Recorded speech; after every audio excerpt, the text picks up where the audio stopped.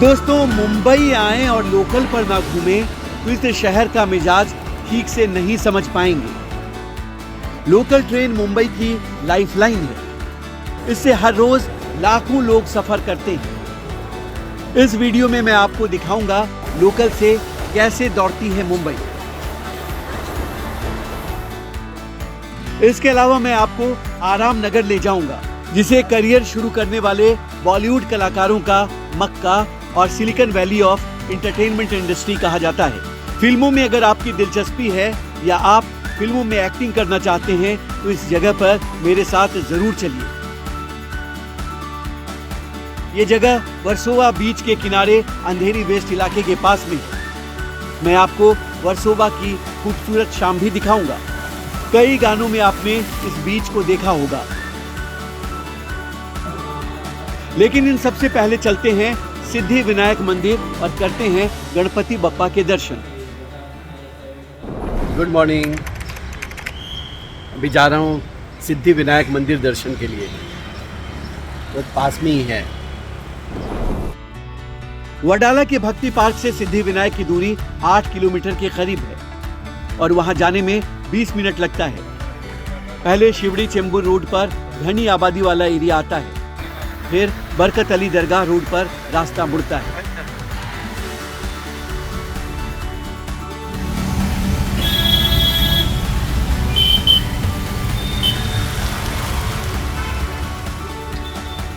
हम कुछ दूर वडाला के अलग अलग एरिया से गुजरे। सुबह का सुंदर माहौल था। लोगों की दिनचर्या शुरू हो चुकी थी।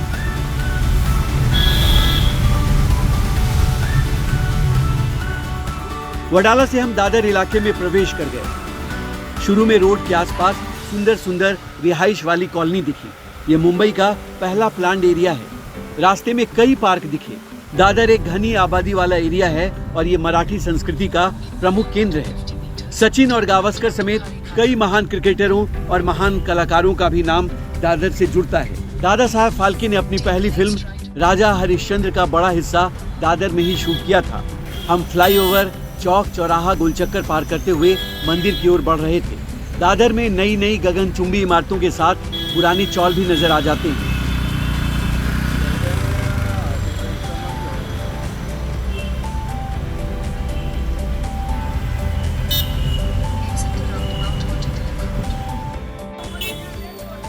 सिद्धि विनायक मंदिर के करीब आते ही उसके बाहरी हिस्से वाला गुंबद दिखता है। शाम में यहाँ आएंगे तो ये कई रंगों से जगमगाता है और हर कुछ घंटों में रंग बदलता रहता है। 20 मिनट में आ गया सिद्धि विनायक मंदिर। ये दादर इलाका है और मेरे पीछे जो आप देख रहे हैं ये सिद्धि विनायक मंदिर है। तो मैं वहाँ दर्शन करता हूँ और आपको इलाका भी दिखाता हूँ। श्री सिद्धि विनायक गणपति मंदिर दादर के प्रभा देवी इलाके में है। इसे मुंबई के साथ देश के एक लोकप्रिय मंदिरों में शुमार किया जाता है। इसकी गिनती भारत के अमीर मंदिरों में भी की जाती है। मंदिर का निर्माण 19 नवंबर 1801 को लक्ष्मण विथु पाटिल नाम के एक स्थानीय ठेकेदार ने किया था। मंदिर के निर्माण में लगने वाली धनराशि एक कृषक महिला ने दी थी। ज्यादातर यहाँ आपको लंबी लाइन देखने को मिलती है, लेकिन हम जब पहुँचे उस वक्त ज्यादा भीड़ नहीं थी, इसलिए आसानी से दर्शन हो गया।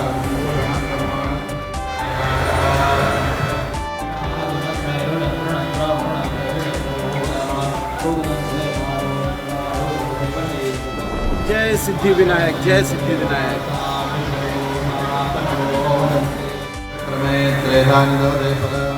सिद्धि विनायक भगवान गणेश जी का सबसे लोकप्रिय रूप है, जिसमें उनकी सूंड दाईं ओर मुड़ी है। अष्ट विनायक का हिस्सा नहीं होने के बावजूद इसे सिद्धपीठ जैसा दर्जा प्राप्त है। इसमें सूक्ष्म शिल्पकारी से गर्भगृह के लकड़ी के दरवाजों पर अष्ट विनायक को प्रतिबिंबित किया गया है। गर्भगृह की भीतरी छत सोने से मढ़ी गई है और बीच में भगवान गणेश की आकर्षक मूर्ति है, जो कि काले पत्थर से बनाई गई है। भगवान गणेश अपनी दोनों पत्नी रिद्धि और सिद्धि के साथ यहाँ विराजमान है। माना जाता है कि सिद्धि विनायक सच्चे मन से मांगी गई भक्तों की मुराद अवश्य पूरी करते हैं। मंदिर के अंदर गणेश जी के सामने हनुमान जी भी मौजूद हैं। यहाँ मंगलवार को होने वाली आरती बहुत प्रसिद्ध है, जिसमें श्रद्धालुओं की लंबी लाइन लगती है। श्री सिद्धि विनायक गणपति जी का दर्शन हो गया। जय सिद्धि विनायक। मंदिर के दर्शन के बाद हम खाने पीने की जगहों को एक्सप्लोर करने लगे। दादर खाने पीने की चीज़ों, खासकर मराठी व्यंजनों के लिए भी बहुत मशहूर है। सड़क किनारे मिलने वाली खाने पीने की चीज़ें भी बहुत स्वादिष्ट होती हैं। आप उंगलियां चाटने लगेंगी। हमने साउथ इंडियन सांभर वड़ा से शुरुआत की। क्या है वड़ा? वड़ा सर, इडली है, वड़ा है, पोहा है। इडली कहाँ है? ये इडली है, ये तो वड़ा है। शक्ल दिखाइए। जो इडली है, ये है पोहा, ये है साबुदाना।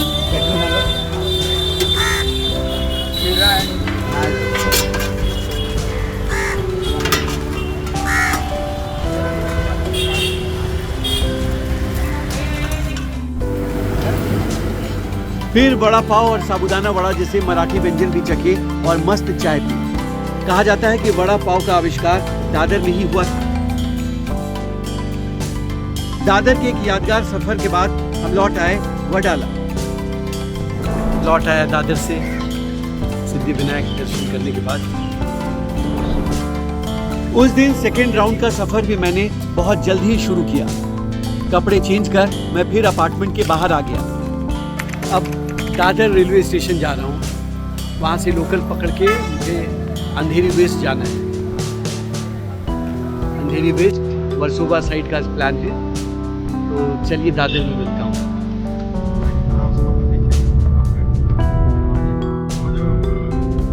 वाकई में ऐसा है गवर्नमेंट से कुछ? बस पहुँच गया दादर रेलवे स्टेशन। यहाँ से मुझे लोकल मिल जाएगी और अंधेरी वेस्ट के लिए, जैसे मैंने आपको बताया था, मैं अंधेरी वेस्ट जाने की कोशिश कर रहा हूँ। फुट ओवर ब्रिज, सीढ़ियों और प्लेटफॉर्म पर यात्रियों की भीड़ देखी, तभी मैं मुंबई के जज्बे को सलाम करता हूँ। तमाम संघर्षों के बावजूद कैसे भागती रहती है मुंबई। 2023-24 के आंकड़ों के मुताबिक हर रोज करीब 66 लाख लोगों ने उपनगरीय ट्रेनों से यात्रा की। इसे ही लोकल कहते हैं। रेलवे के मुताबिक कोरोना के पहले करीब 80 लाख लोग हर रोज इससे सफर करते थे।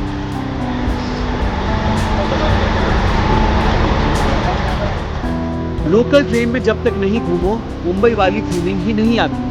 आपने भी कई फिल्मों में मुंबई लोकल की कहानी देखी होगी। ट्रेन में लोग खुद में मस्त और मोबाइल में व्यस्त नजर आते हैं। सीट मिले ना मिले कोई फर्क नहीं पड़ता। लोकल तड़के 3:30 बजे से ही मिलने लगती है और आखिरी ट्रेन 1 बजे रात के आसपास तक मिलती है। मुंबई लोकल पर कभी मैं अलग से वीडियो बनाऊंगा और आपको वेस्टर्न लाइन और सेंट्रल लाइन पर दौड़ने वाली मुंबई की इस लाइफलाइन के बारे में विस्तार से बताऊंगा। साथ में इसमें सफर करने वाले लोगों की कुछ कहानियां भी सुनाऊंगा। मैं 10-12 मिनट में ही पहुंच गया दादर से अंधेरी।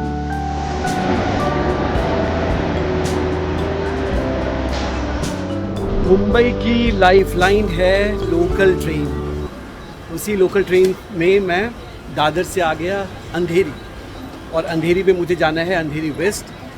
बाहर निकलकर मैं बताता हूँ कि उसके आगे मैं कहाँ जा रहा हूँ।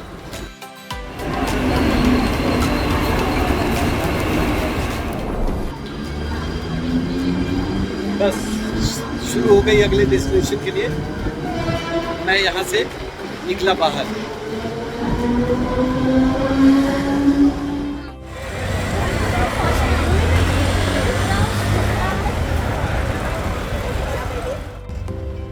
अंधेरी मुंबई का एक प्रमुख उपनगर है। स्टेशन के एक ओर अंधेरी ईस्ट है और दूसरी ओर अंधेरी वेस्ट। मैं अंधेरी वेस्ट की साइड निकल गया क्योंकि मुझे जाना था वर्सोवा, जो फिल्म और टीवी इंडस्ट्री के लोगों का गढ़ है।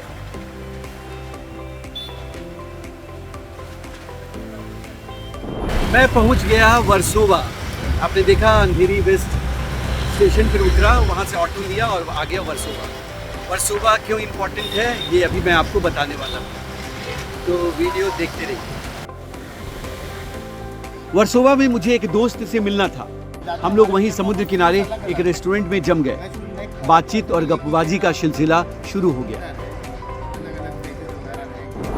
हम लोग वर्सोवा में हैं। वर्सोवा में कहाँ है हम लोग? वर्सोवा में आराम नगर। आपने नाम सुना है ना? कहाँ पे? यारी रोड। और ये जगह हम लोग का रेस्टोरेंट का क्या नाम है? हाँ, शोर रेस्टोरेंट है। शोर रेस्टोरेंट, मैंने गलत प्रोनाउंस किया। और देखिए हमारे साथ स्मार्ट से चेहरा आपको दिख रहा है ना, यंग आदमी। वो कृतिक भाई हैं, वो एक्टर हैं और इनको अब आपने पहले वीडियो में मेरे साथ देखा है, मेरे दोस्त सर्वेश जी। और बाहर बहुत तेज़ हवा चल रही है क्योंकि समंदर है। वर्सोवा अपने समंदर के लिए भी जाना जाता है और एक्टिंग फील्ड के लोगों के लिए भी जाना जाता है। और अच्छे मतलब अच्छी लोकेलिटी और एक अच्छा माहौल, तो मुंबई का एक बहुत जानदार जगह इसको मानी जाती है, वहाँ हम लोग हैं। रेस्टोरेंट के पीछे ही वर्सोवा का आराम नगर एरिया है। हम लोग गपशप के बाद वहाँ का चक्कर लगाने निकल गए। आराम नगर को बॉलीवुड कलाकारों का मक्का और एंटरटेनमेंट और मीडिया इंडस्ट्री का सिलिकॉन वैली कहा जाता है। यहाँ 30 से ज़्यादा कास्टिंग कंपनी, दर्जनों production house, media firm, advertising company, studio और थिएटर ग्रुप के दफ्तर हैं। पहली नज़र में यहाँ देखेंगे तो आपको सब नॉर्मल से कॉटेज और बंगले लगेंगे। सड़कें कच्ची और उबड़ खाबड़ हैं, लेकिन इस जगह के बारे में जानेंगे तो हैरान हो जाएंगे। ये एस्पायरिंग एक्टर्स के लिए पैराडाइज है। ये जैसा मैंने आपको बताया कि मैं आराम नगर में हूँ, तो इसको जो फिल्मी दुनिया है ना, बॉलीवुड जो है उसका मक्का कहते हैं। खासकर कास्टिंग, जो नए एक्टर्स आते हैं या जो छोटे छोटे कास्ट जो फिल्मों में रहते हैं, तो उनकी कई कंपनी है जो उनको प्लेस करती है और उनका जो स्क्रीनिंग टेस्ट ये सब जो हम लोग सुनते हैं, या पता नहीं और क्या टर्म है, मैं बहुत ज़्यादा नहीं जानता हूँ, बट ये एरिया मुझे इम्पोर्टेंट लगा इसलिए मैंने आपको दिखा दिया। ये कास्टिंग बे है, एक कंपनी है जो ये इसी से जुड़ी हुई है। जो नए एक्टर्स हैं या पुराने एक्टर्स भी जो अच्छे कास्ट में आना चाहते हैं, उन सब के लिए ये प्लेसमेंट का काम ये कंपनी करती है। तो आगे बढ़ता हूँ। आराम नगर में सेकेंड वर्ल्ड वार के समय ब्रिटिश इंडियन सैनिकों का बैरक था और आज़ादी के बाद पाकिस्तान से आए रिफ्यूजी लोगों के लिए यहाँ ट्रांजिट कैंप बनाया गया था। साल 2000 तक ये रेसिडेंशियल एरिया था, लेकिन धीरे धीरे यहाँ बॉलीवुड से जुड़े लोगों ने अपना दफ्तर खोलना शुरू कर दिया। राम गोपाल वर्मा, अनुराग कश्यप और तिग्मांशु धूलिया जैसी न जाने कितनी बॉलीवुड की बड़ी हस्तियों ने इसी इलाके से काम शुरू किया। आज इस इलाके में हमेशा किसी न किसी कास्टिंग कंपनी में ऑडिशन चलता रहता है। नए कलाकार तो इसी एरिया में चक्कर लगाते रहते हैं। यहाँ के कैफ़े, टी स्टॉल पर कई बार बड़े कलाकार भी आपको दिख जाएंगे। यहाँ रिहर्सल और प्ले दिखाने के लिए भी जगह है। मेरे पीछे जो आप ऑफिस देख रहे हैं, अपने मुकेश छाबड़ा का नाम सुना होगा, जिनकी कास्टिंग कंपनी बहुत नामी है और फिल्मों में जो कास्ट रहते हैं सह कलाकार और उनको प्लेसमेंट कराने वाली सबसे बड़ी कंपनी कही जाती है, तो उसके मैं सामने हूँ। आराम नगर के बाद हम लोग रोड पार कर वर्सोवा बीच पर चले गए। तब तक शाम के 4:30 बज गए थे। वहाँ समुद्र की लहरें ऊंची ऊंची कूद लगाकर दहाड़ रही थी और डरावनी लग रही थी।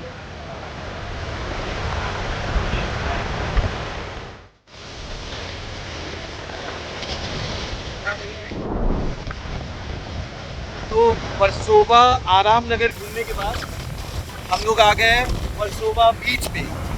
वर्सोवा बीच पे आप पहले तो समुद्र का मिजाज देखिए, तो काफ़ी सख्त मिजाज में लग रहा है और ऐसा लग रहा है जैसे गुस्से में वो इस साइड आ रहा है।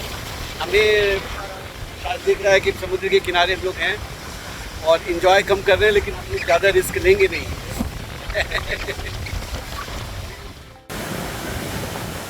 बीच पर बस कुछ ही लोग थे। तेज लहरों की वजह से समुद्र के बहुत पास जाने की किसी को इजाजत नहीं थी। लहरों और हवा, दो चीज का कॉकटेल एक साथ, जैसे कॉकटेल में मजा आता है ना, वो मजा जो नेचुरल कॉकटेल का है हम लोग वो ले रहे हैं। सर्वेश जी, जैसे मैंने थोड़ी देर पहले बताया, और तो और हल्की बारिश भी आ गई है। मतलब कॉकटेल में ना एक एक आइटम बढ़ता जा रहा है और उसमें रस घुलता जा रहा है, आप ये कहिए। तो ये मुंबई का मशहूर वर्सोवा बीच। अभी थोड़ी देर पहले भी मैंने आपको दिखाया था, कुछ क्लोज लहरें दिखाई थी, और उसके दूसरे साइड हम आ गए हैं।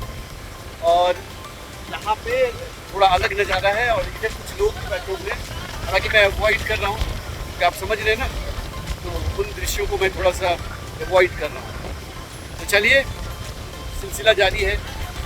हमारे प्लेटफॉर्म पर फेस अलग अलग। शाम 5 बजे हम लोग फिर उसी रेस्टोरेंट में लौट आए शाम की चाय के लिए। वहाँ एक एक्टर और डब आर्टिस्ट कनक से मुलाकात हो गई, जो कि सर्वेश और कृतिक की दोस्त थी, जिसमें दूसरों की आवाज़ निकालने की गजब की कला थी। अरे नोबिता, कैसे हो तुम? डोरेमोन, मुझे गैजेट दो ना। नोबिता, मैं तुम्हें गैजेट नहीं दूंगा। अभी तो भी खास नहीं।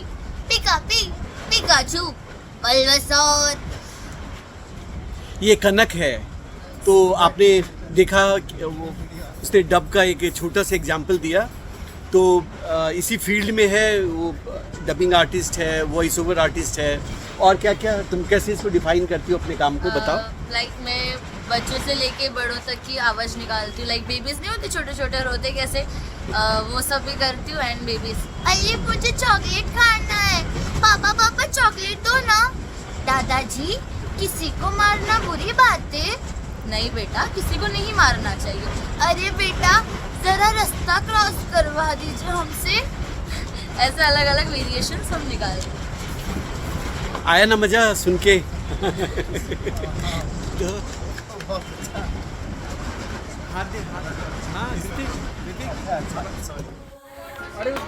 दोस्तों की महफिल जमी हुई थी, तभी मेरी फैमिली भी वहाँ आ गई। हमें साथ में जुहू घूमने जाना था। Clap clap clap.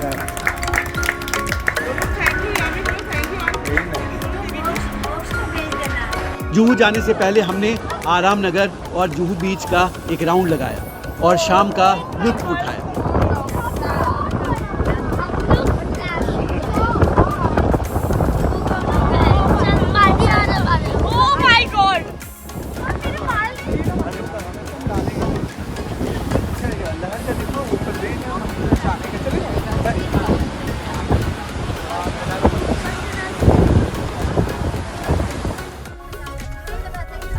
सर्वेश जी से विदा लेने के बाद हम लोग जुहू बीच के लिए निकल गए, लेकिन तभी बारिश शुरू हो गई और हमने प्लान बदल लिया।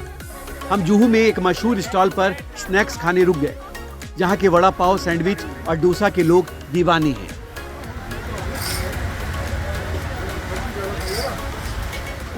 ये मीठी बाई कॉलेज के पास की जगह है, यहाँ खाने पीने की चीज़ बहुत अच्छी मिलती है।